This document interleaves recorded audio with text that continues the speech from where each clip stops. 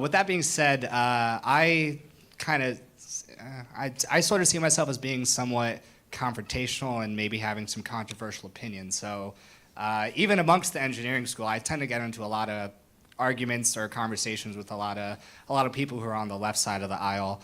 And I personally view that a lot of them don't necessarily argue with logic.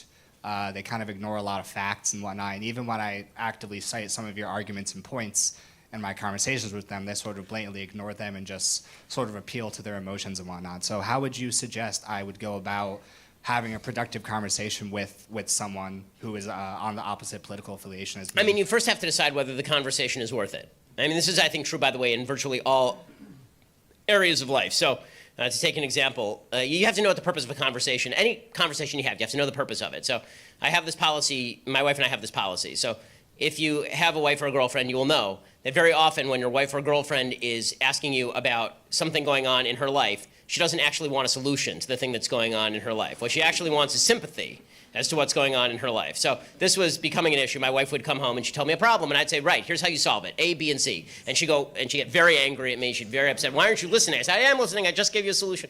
And so we came up with a solution, and the solution was that whenever she'd tell me a problem, I'd say, is this a solutions question, or is this a sympathy question? So I know which mode to use, because I'm not really a human. And then,